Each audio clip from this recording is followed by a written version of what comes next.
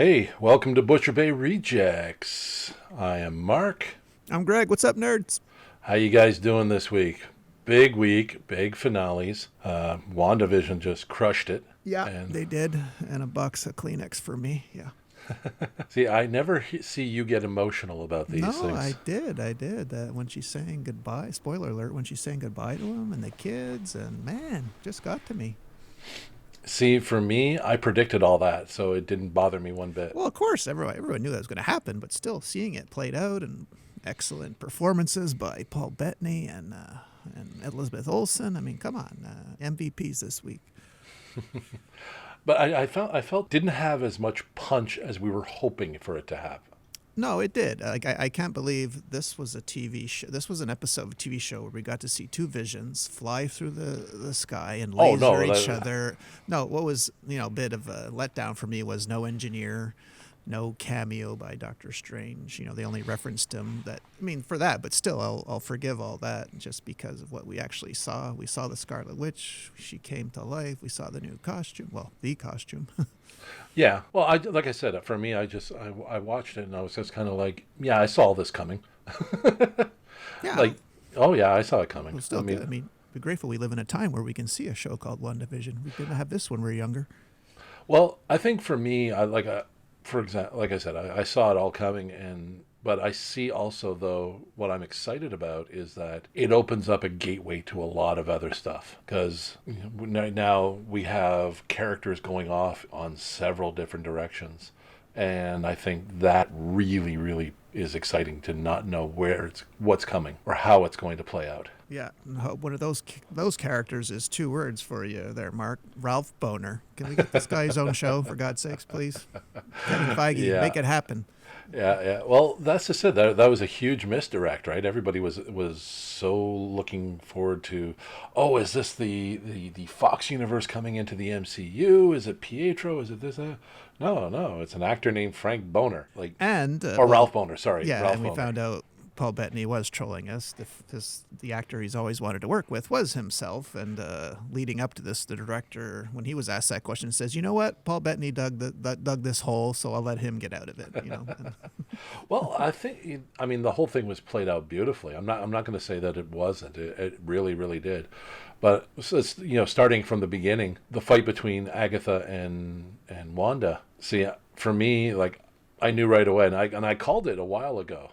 If you remember, that Agatha was trying to force Wanda into a big fight so she could absorb all of her power. That Agatha was after Wanda's power. That was exactly what was going on. What I didn't see, and I thought was a really, really clever role reversal, was Wanda throwing the runes up on the hex wall.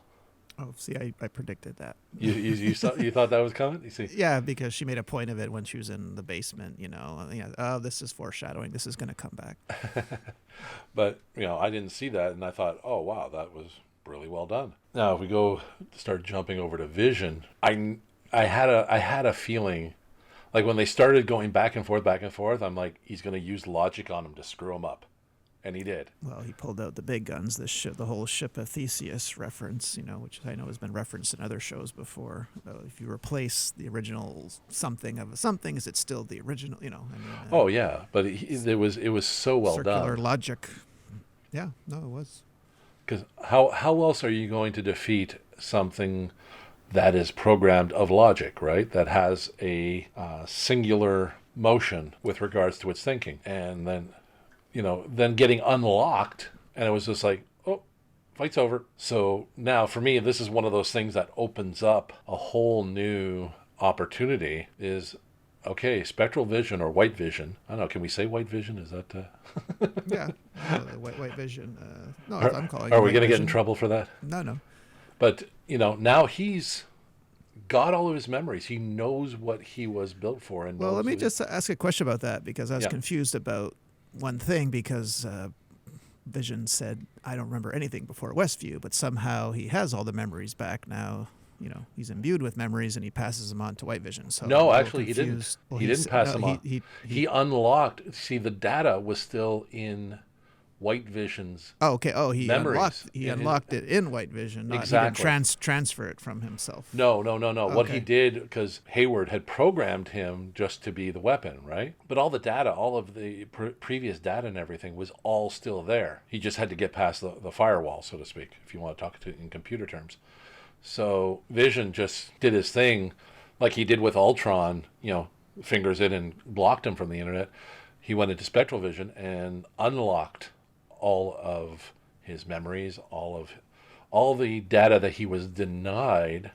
Because remember, this goes way back to Bruce Banner saying when you remove the Mind Stone, there's still a whole lot of Vision left, and this is what it's going to be. This is Vision without the Mind Stone.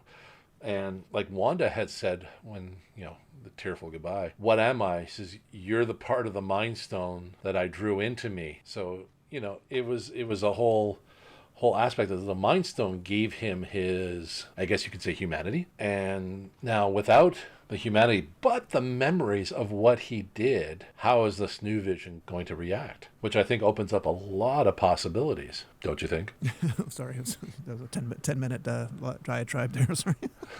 You brought up Bruce Banner, so which made me think of the very end credits. There was two where she's in the cabin. That was very reminiscent to me of Edward Norton and the Incredible Hulk of 2008 when he's in the mountain cabin trying to harness or control What is it with his Marvel power. characters when they want to be alone? They go out into the mountains. Yeah, well, it was very Incredible Hulk for me. And then, Yeah. of course, we find her in an astral projection. Her kids are somewhere in that multiverse. Hint, hint, hint. Doctor Strange too. Well, that was a nice segue. That was a nice segue, prepping. Like she retrieved the Darkholm, and now she's kind of studying it because she didn't know from magic beforehand, right? For her, She's it was reading. all She's instinct. reading her chapter, her own chapter. Oh, I'm pretty sure she's trying to absorb it all. I'm pretty sure she's reading her chapter, but I think she's probably going to try to get as much information on everything as possible because why not? She's got it, right? And I think that accumulation of knowledge is what's going to make her dangerous. Like Wanda's dangerous, but she means well, so to speak. And she always had others to keep her in check, on the right path, so to speak. But now she's given up, she's lost Vision again, but she lost him for the right reasons, not someone taking him away from her. And now she's trying to find her own path, her own way. And all this new knowledge of her being the Scarlet Witch, right? By the way, love the costume. Oh, I do too, but it was more purple mauve to me than red. They really toned down the red, and I like red, but They went still burgundy. loved it. They went burgundy. The future cosplayers probably went nuts when they saw Oh, this. yeah, they They're started probably sketching out their designs. sewing and cutting already as we speak. Although Yeah. they have nowhere to wear it, I'm sure they're gonna make it. Well, yeah, as soon as you're allowed, they're going to be there. But she's absorbed all that, and now and like you said, we heard the kids say, "Mommy, help." So is she opening up dimensions? She's completely, I guess you could say, charged. She's got all the power now, including the magic from the Darkholm. So now it's like, ooh, this is a whole new level of Wanda. So Well, as Agatha said, in the Darkhold, her destiny is to destroy the world. well, we've seen many characters that their destiny is to destroy the world, and they don't. So No, but she could if she wanted to. well, yeah, there's plenty. I mean, don't tell me that Captain Marvel couldn't dig to the core of the Earth and punch a hole right through the planet, right? I don't know. It was Wanda that beat Thanos, not Captain Marvel. Well, that was more. Pre Scarlet Witch Wanda, I might add. Yeah, but that was just different fighting tactics, Speaking right? of fighting tactics, how cool was it? When her and Agatha were fighting, and we got the cute little Wizard of Oz reference with the boots under the car. I saw that, yeah. Loved it. Yeah, no, that was that was well. Yeah, and you know what? You could see Agatha pulling that card too, right? Yeah. You'd I almost expected to hear like a witch cackle when Wanda was looking underneath. A witch cackle in the distance. Sparky was a dead ringer for Toto. I mean, come on, the Wizard True. of Oz references are everywhere here. True, I'll true, get true. you and your little dog. Well, I mean, when you're talking witches, right? That's the old school go-to is the Wizard of Oz. Now you have your good witch and you have your bad witch, and the two shall And So speaking of tussling, when the Vision was fighting, there was a moment where regular Vision throws White Vision into this, I guess was a tanker. So he comes out of the flames looking like Terminator 2 there. Did you catch yeah, that that? was no. I have to admit that the Vision fight. I mean, we were all speculating. It's going to be Vision on Vision, and it was. And the two of them going at it, same power, same strength, same. I guess you could say. And they were. It was fantastic. It was straight out of that could have been straight out of Civil War, Endgame, Infinity War. You know what I mean? Ultron, when he was flying around taking on the Ultron bots there. So Yeah, we're used to seeing this on a big screen. yeah, so we got treats. We got treats. So I think all in all, that's really the gist of it is that we got the treats on all this. And after 6 years of movies and TV shows, she is now officially the Scarlet Witch. Long may she reign. Well, I love the way that she tried to turn things on Agatha. She went old school, right? She went to her origins. She disappeared on her, came up behind her, gave her a little zap, and tried to play on Agatha's fears, right? Like she did in Age of Ultron with the Avengers, when she sent Hulk going crazy into the city. So what was interesting was that you had Agatha turning it on her. Oh, you tried that. How cute. And then everybody else was kind of going after her. So, and did you notice actually once everyone was free in Westview, they started descending on Wanda like a witch hunt? Yes, I was a little bit worried, and then I thought, well, wait a minute, this is the Scarlet Witch, so she doesn't really have anything to be afraid of. Well, she technically no, she doesn't, but she doesn't want to hurt these people, right? This is a town she wanted to save and cultivate and make a better town. She tried to, but she didn't realize what she was doing to them. Everyone was all happy and smiles and comfy, but she didn't realize that underneath it all, they felt everything, right? Yeah, they felt the pain. They felt when they slept, they had her nightmares. Exactly. So she didn't realize she was projecting all that onto them. So now they were all turning on her like, you did this to us. You witch, burn the witch, which is very much the feeling you get. So I think it was such a interesting parallel to throw that into a modern day kind of thing. Even at the end, though, when she's walking out of the town, you still almost got that kind of, they're all want to, I guess you could say, rush her, so to speak. They know she's all powerful and they wouldn't survive, but you could see they wanted it. You could see the disdain on their faces, which was kind of like, oh, wow. You can't really build your own paradise without breaking some eggs. Let's talk some Monica Rambeau. First end credits scene. We get a Skrull appearing to us, and someone wants to see her in space. Could be none other than Nick Fury, who, as we saw at the end of Spider-Man Homecoming, was up there. So obviously that one didn't surprise me at all. Well, I figured someone was going to come and tap her because, hello, sword, Skrulls. It's a perfect setup for Captain Marvel too, right? Which is goes back to what I was saying, is that this show is just a gateway to more stuff. It told its own story, but it was still the rest stop on the way to Doctor Strange 2, Captain Marvel 2, and wherever Vision ends up. You know what I mean? So it's kind of, it did its job and launched us forward. Where we're going to end up, I don't know. Because everyone was speculating on how Wanda's going to turn out and how this was going to go, and she could be the big bad, and none of that speculation turned out. So I'm thinking this is a crapshoot. Well, she might be the big bad in Doctor Strange too, though. She might be, but after all the speculating we did during WandaVision and hardly any of it being right, I'm not going to take that chance anymore. I'm going to wait till it comes out and just watch it.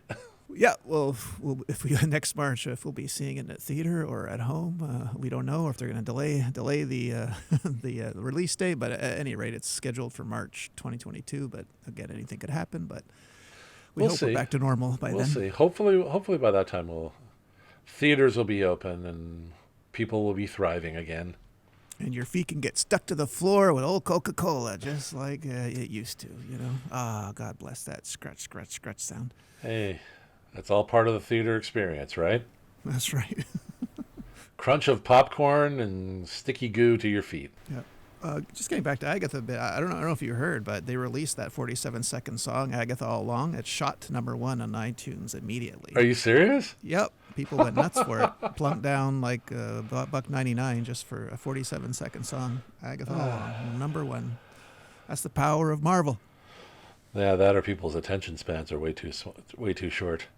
No, or it could be a pandemic boredom. But they had a couple Marvel stars dancing along to it. If you want to catch the videos, online. I'll have to check that. No, like I said, I like how everything. There's a few things that didn't like. Darcy was just a blip in the show. But she did go out with a bang at the end. She did. She did get her Hayward moment. Nailed Hayward, flipped him off and then disappeared. So it's like, oh, would have liked to have seen more. They put her in more than I thought they were going to. When I heard she was in it, I thought, she'll do 5 minutes of an episode, and that was it. So I'm happy for any screen time she gets. Yeah. And like I said, Monica Rambeau, nice display of power, trying to protect the kids, but then the kids stepped up too. Yep. Yeah, Hayward lost his last fan there when he shot at the kids. I'm not the fan, but I'm sure he had one left out there, and shooting at kids, is not really the way to go out. Even powered kids.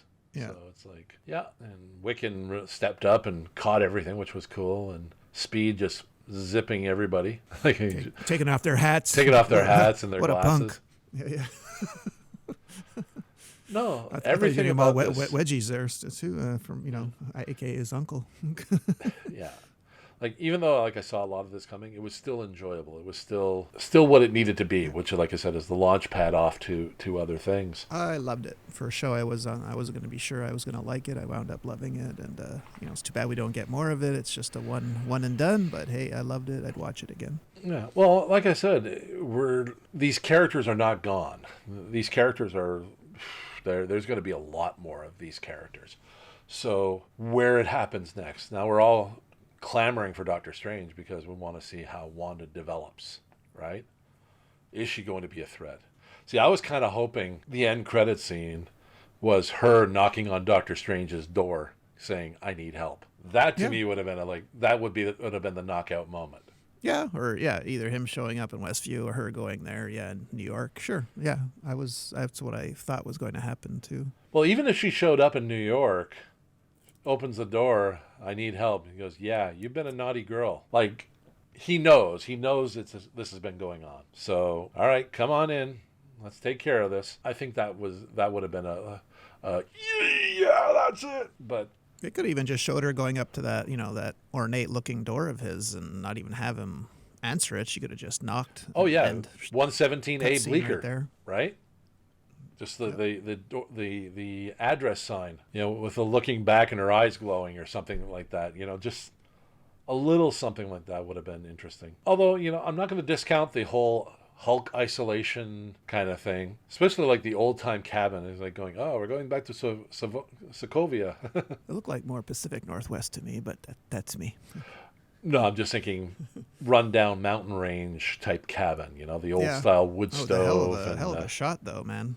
I thought it was like generic stock footage, but then the zoom kept coming in on her. Oh, that had to be a drone shot. That was a beautiful shot. Yeah. So I think right now I'm at a point where it's like, oh, this is over. What's next? I want to know what's next. Falcon and Winter Soldier, buddy. Well, we know Falcon and Winter Soldier 2 weeks. is coming up next, but I meant for these characters, where is this going to launch to? Well, you're just going to have to wait and find out, buddy. I know.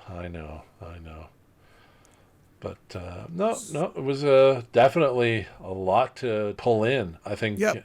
I think it was a good end to this show, because we call it series finale, right? They completed what they needed to do, but now it's, like I said, the launch onto the.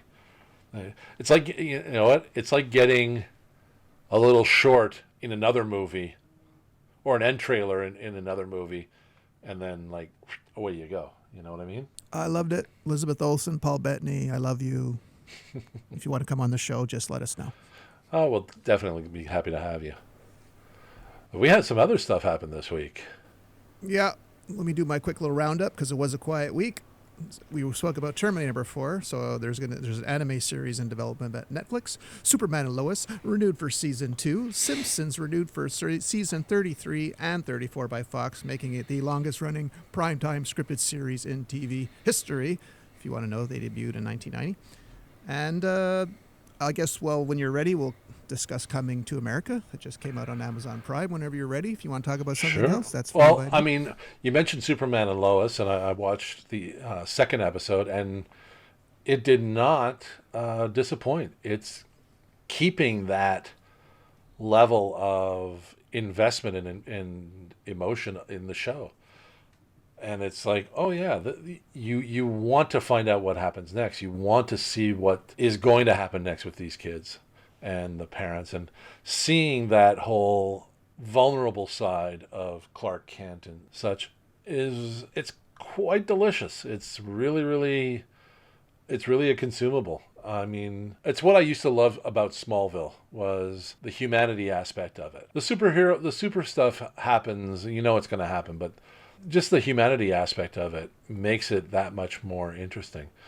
And for me, that's one of the reasons why I always liked Marvel over DC growing up, and when I first started collecting, was because Marvel wrote about the person in the costume. You know, it was about Peter Parker trying to be a student and helping Aunt May and doing his job on top of trying to be Spider-Man. You know what I mean? And everything he went through. So it was very much a human story versus a superhero power story. And that's what this is. It's a human story. It's about trying to find time for your family. There's a lot of issues like that.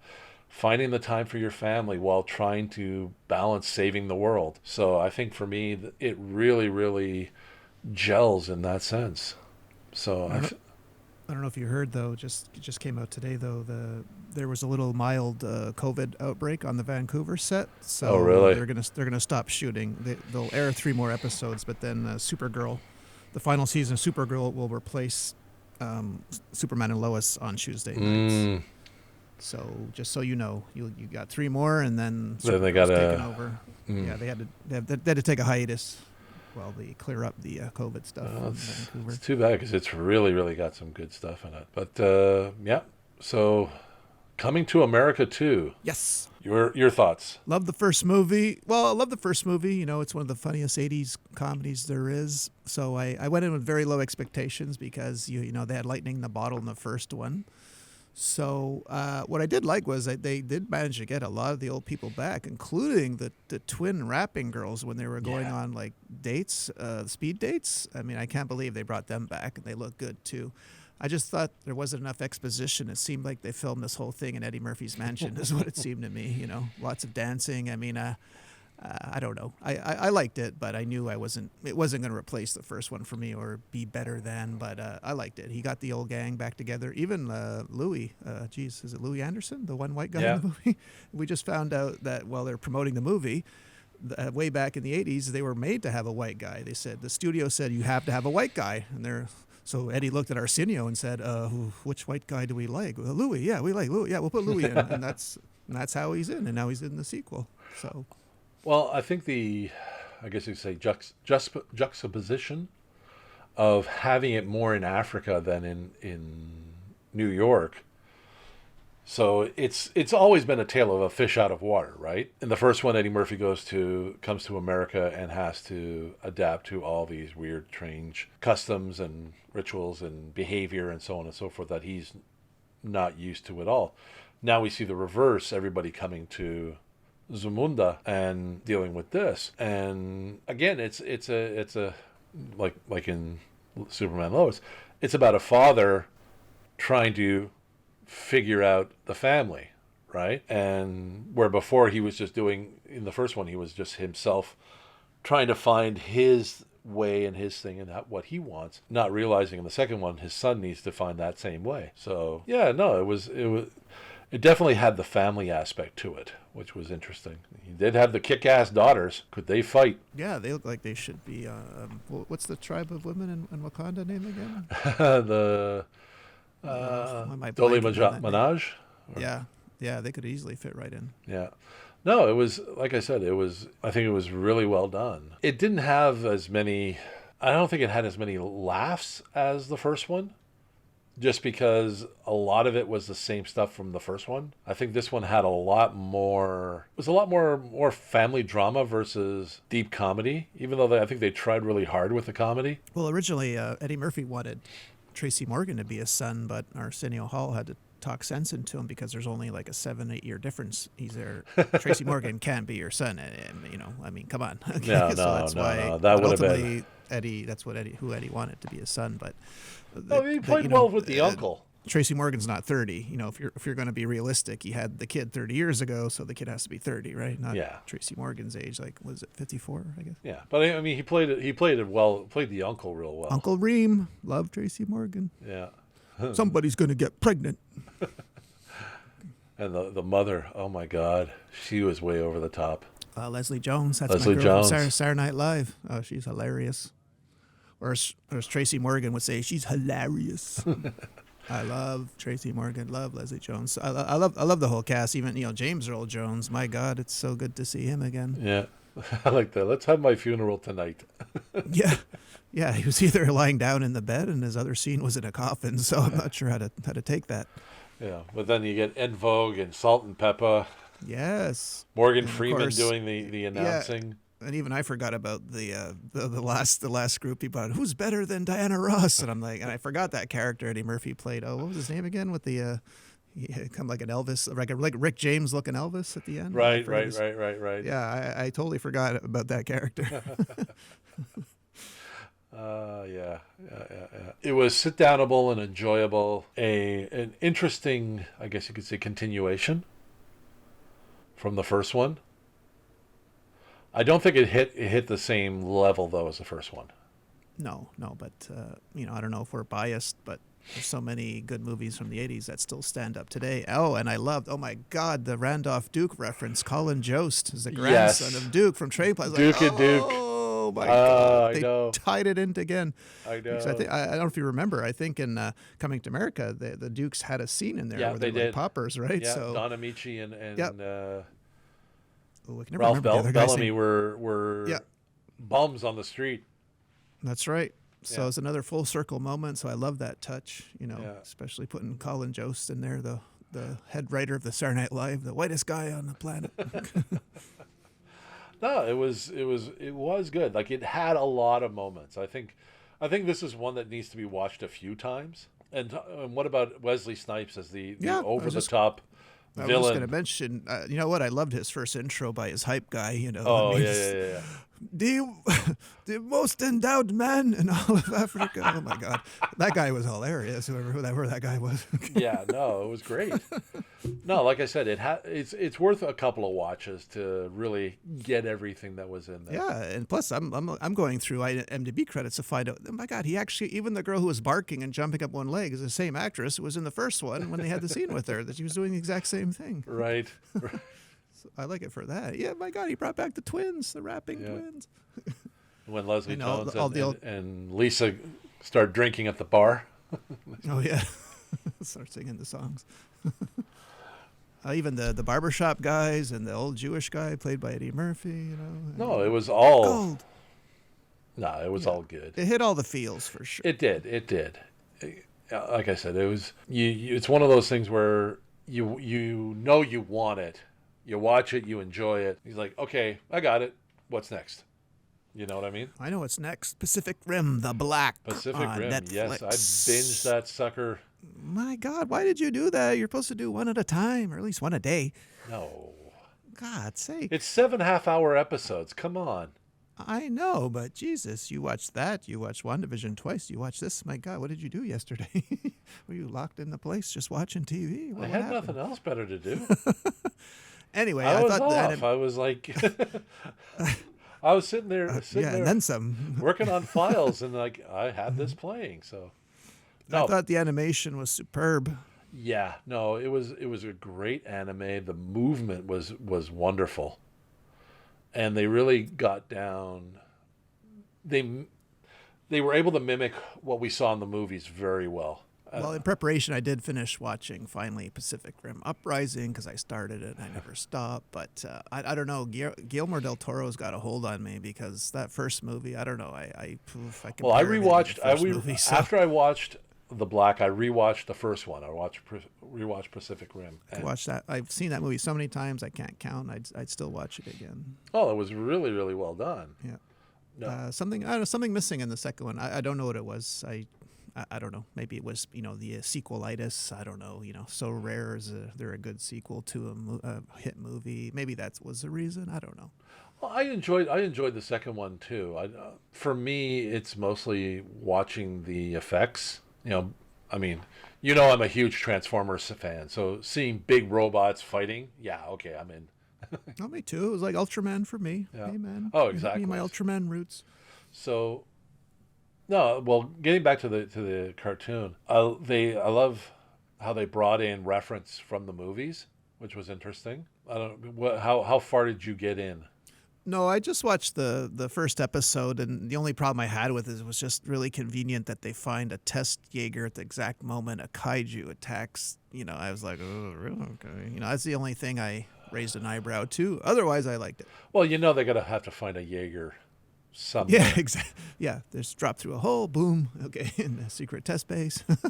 Well, it wasn't necessarily a secret test base. There was a base, but they didn't know about it. And they've been living there for 5 years, and they didn't know about it. Yeah. No, but they dropped them off at that where an old base was, but it had apparently the top level had gotten leveled out. Yeah. So they still had the underground stuff.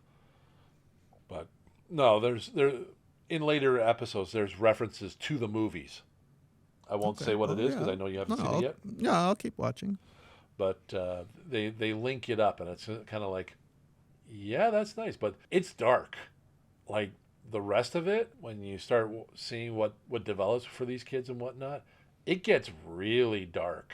Well, yeah, I was surprised when the when the kaiju squashed their friend there right in front of them with a big old foot. Oh, it even gets darker than that. Yeah, well, that gave me okay, so they're going for it. Okay. Yeah, no, this is no kiddie anime. This is, your Pokemons are not welcome here. So there's definitely a lot of, it's a lot of fun that you can have because the animation, you play in the animation a lot more than you can play with the real life, right? So much easier for set design. Yes.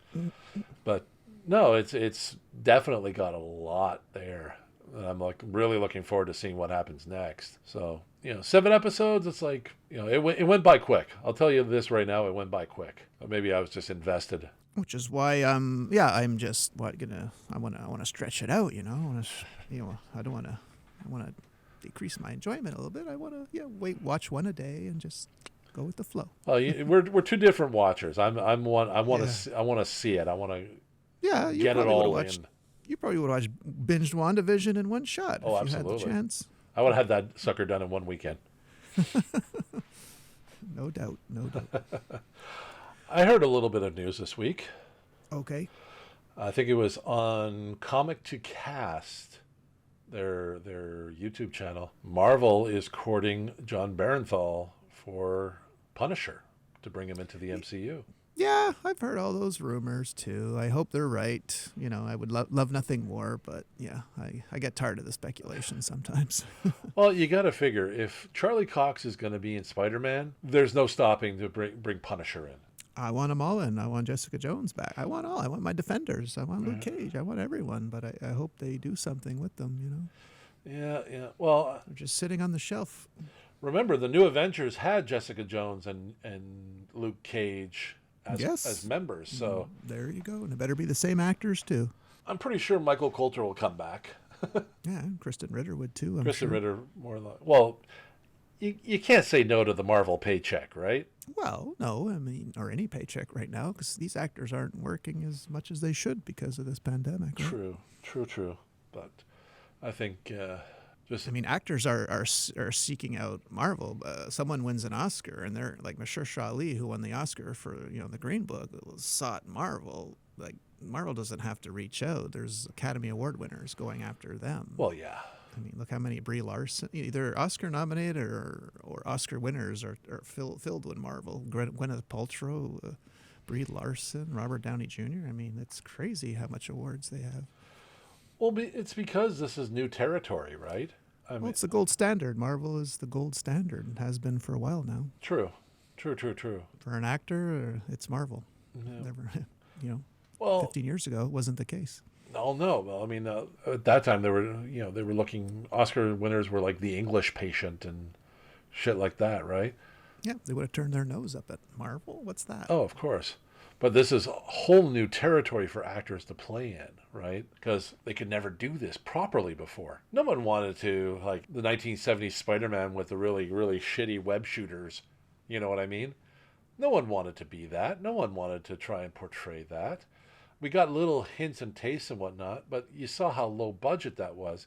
And the reason it was low budget is that, Marvel was broke at the time. So they were just handing out licenses like candy just to try and make some money. Yeah, and we had to wait till now for the effects to catch up, though, too. Exactly. Now you can properly show off these things, and it's just like, oh, now this makes a whole lot of difference.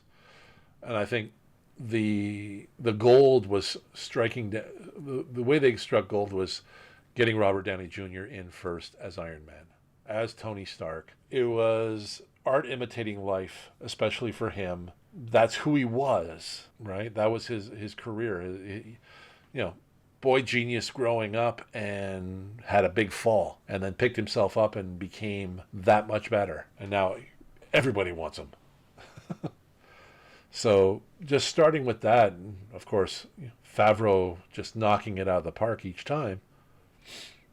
Everybody else wanted to get on that train. Then you bring in Hemsworth, and then you bring in Evans, and then you bring, there's just no stopping it at that point. And once you start attracting those kinds of people, you got attracting better writers, better filmmakers, and so on and so forth.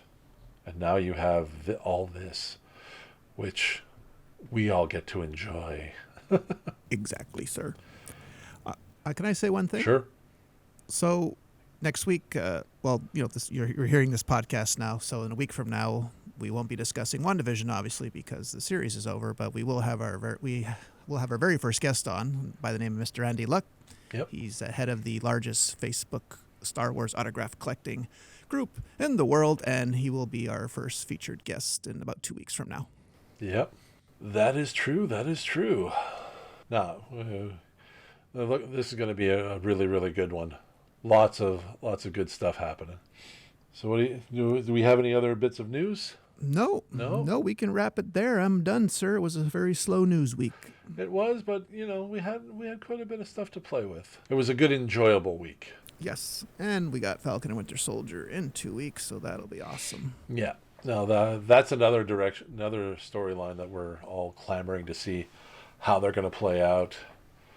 Yeah, they released the 2 bios there at Marvel Legends a bit early. They're up there now. Are if they? You want to watch the Falcon and Winter Soldier. I just watched them before. And of course, we're getting the making of WandaVision assembled next Friday. So it should be I think an hour-long documentary on how they made the show. Nice. No, I'm looking forward to seeing that, and I'm looking forward to seeing how Falcon and Winter Soldier, because they're going to bring in U.S. Agent John Walker. Yes. So, Yep. Let's see if we get another shield slinger, because even GSP's character, Batroc. Yeah, no, they were. Well, I remember reading U.S. Agent in the comic books way back when, as part of the West Coast Avengers, and he was the Guy Gardner of the Captain America set. You had Cap, who was like Hal Jordan, all true blue, all American hero, that sort of thing. And then you had the shit disturber that was Guy Gardner. This is John Walker is that shit disturber. So I'm really, really, really looking forward to seeing how this is all going to play. I think he's played by Wyatt Russell, Kurt Russell's son, so can't get better than that, folks. Well, the acting's in the genes, right? That's right. Kurt Russell's son. He's got good hair. I'm assuming Goldie Hawn. Yes. So lineage like that, you really, really can't go wrong. Yep. I see a little Snake Plissken origin story, too, with Wyatt Russell. Oh, see that could patch you imagine? on him already. We get to see how he lost the eye. Oh, it'd be awesome. That would be an interesting play. That would be an interesting way to... Well, sure. New take on an old story. Shoot it on 70 millimeter. Forget digital. Just put it on celluloid. Get that first Escape from New York feel, gritty, grimy, dirty. That film stock. Yes, scratches on it and everything. Well, you get in touch with the copyright owners, and you get them to do that. Hell, I'd love just to get in touch with Kurt Russell. We love you, Kurt Russell. We love you. You know, he kind of look at you funny that way, right? If we get lost, we'll just pull in somewheres and ask directions. You know, I was thinking about it. You know, when we were talking about collectibles not too long ago, and I wanted to pull out my movie posters. I've got a Tango and Cash poster. Oh, nice. I have one. So Tango and Cash, Cash and Tango. I have to pull those out and flatten them out and see what I can do with them. Yeah, getting a Sylvester Stallone and Kurt Russell autograph would cost you a pretty penny. Well, no kidding. Well, Stallone signs. He's gone to cons before. I don't think Kurt Russell ever has, so he's a rarity, boy. No, but if I could still sell it to someone who wants to get that signed. Yeah. Well, I have a Drew Struzan print that he signed for Big Trouble in Little China. I was just begging. I'd be happy if Kim Cattrall signed my Drew Struzan print. There you go. Hell, I'd be happy to have Kim Cattrall sign a Porky's poster. Oh boy. And that's all, folks. Saw the opening, took it. There you go. All right, gang. Well, this has been fun. We've been bending your ear for a bit, so we're going to call it quits. Have a good week. I am Mark. I'm Greg. Bye, nerds. This has been Butcher Bay Rejects. We'll catch you next week. Have a good one.